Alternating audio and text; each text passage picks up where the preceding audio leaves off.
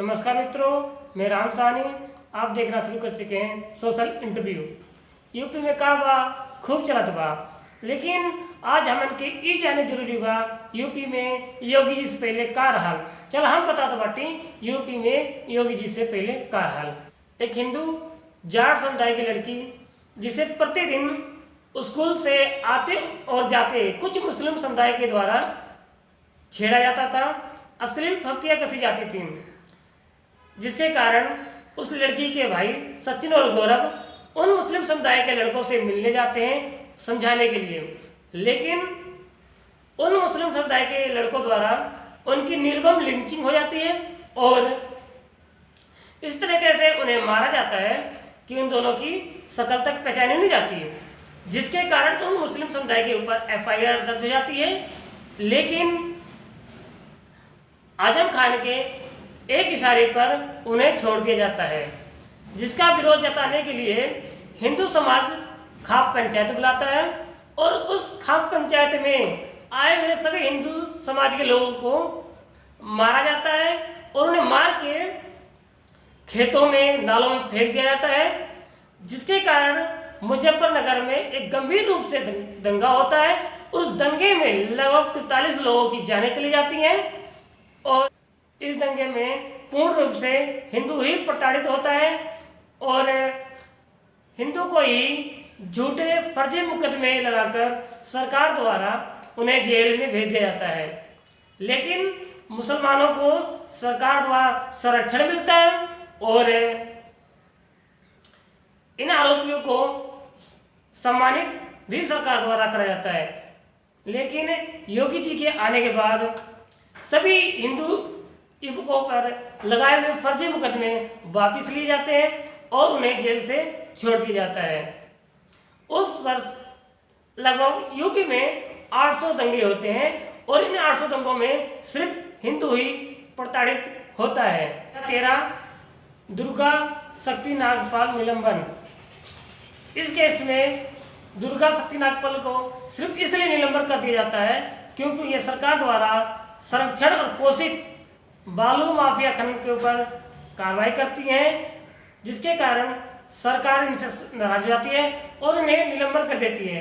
परंतु IPS association के विरोध के कारण इन्हें पुनः बहाल करना पड़ता है। मई 2014 लड़के हैं, गलतियां हो जाती हैं। 2 बच्चियों का बलात्कार होता है, जिसमें 4 आरोपित यादव समाज से होते हैं, जिसके कारण पूरी सरकार उन आरोपियों को बचाने में लग जाती है और मुलायम स्वयं कहते हैं लड़के हैं, लड़कियों से गलती हो जाती है। परंतु योगी जी की सरकार बनने पर बच्चियों की सुरक्षा के लिए तुरंत रोमियो स्क्वाड का गठन होता है और महिलाओं को संरक्षण और सुरक्षा देने के लिए पुलिस थानों में महिला टैक्स की शुरुआत होती है, जिसके कारण आज महिलाएं बेहिचक अपनी शिकायत पुलिस थाने में दर्ज करा सकती हैं। 2014 शाहजहाँपुर जोगिंदर पत्रकार। 2014 में शाहजहाँपुर के एक पत्रकार जोगिंदर को सपा के मंत्री राम मूर्ति के शाह पर पुलिस द्वारा जिंदा जला दिया गया। लेकिन योगी जी की सरकार बनने पर उन्हीं पुलिस वालों से अपराधियों को निपटाया गया, गिरफ्तार करा गया। इनकाउंटर में उन अपराधियों को मारकर उत्तर प्रदेश को समृद्ध और सुरक्षित उत्तर प्रदेश बनाया गया। योगी और अखिलेश में ये सबसे बड़ा अंतर है, जहां पर योगी राज में अपराधियों को एनकाउंटर में मारा जाता है और उन्हें जेलों में बंद करा जाता है, लेकिन अखिलेश राज में अपराधियों को महिमा में मंडित करा जाता था और ईमानदार लोगों को, पत्रकारों को मारा जाता था, पीटा जाता था, जिंदा जलाया जाता था। 2015 बुंदेलखंड किसान। 2015 में बुंदेलखंड के किसानों की फसल खराब होने के कारण अनगिनत किसान हार्ट अटैक से मर गए।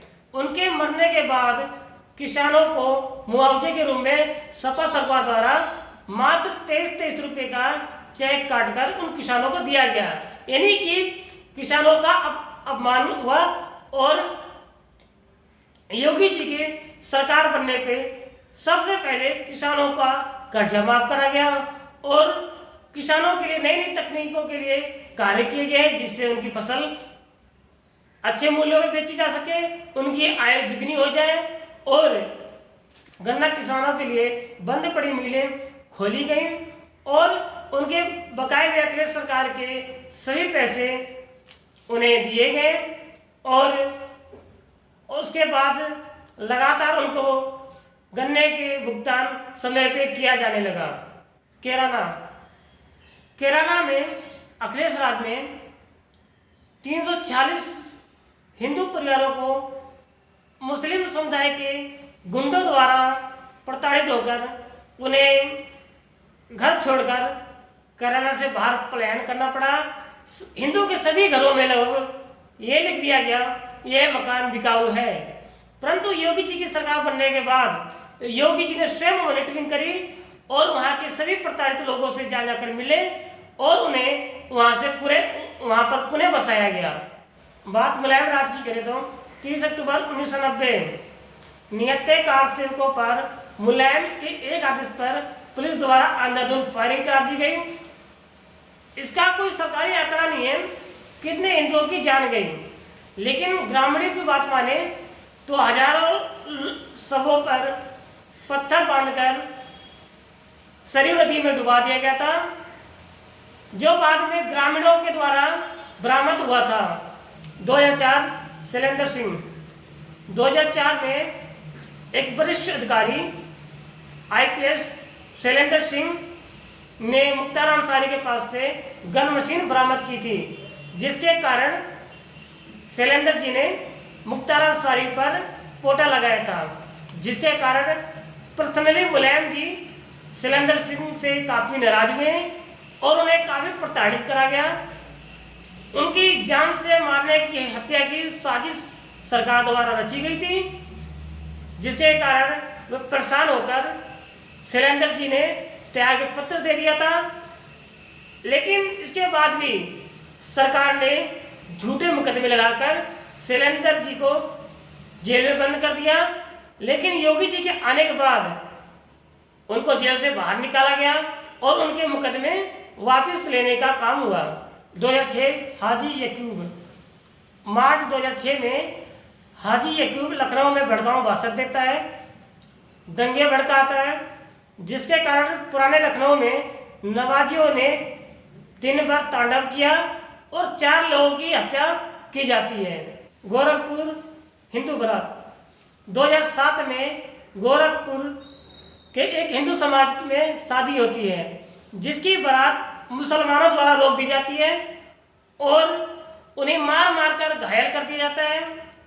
दंगे भड़कते हैं और करीब 5 लोगों की जान चली जाती है। जब योगी जी उनके समर्थन में आते हैं, योगी जी को झूठे मुकदमे में फंसाकर जेल में डाल दिया जाता है और उनकी हत्या की साजिश भी रची जाती है। मित्रों, बताने के तो ऐसी बहुत सारी बातें हैं, लेकिन एक वीडियो में इतनी बातें नहीं बताई जा सकती। योगी जी ने पूर्णतः अपराध मुक्त बनाने का प्रयास करा है उत्तर प्रदेश को।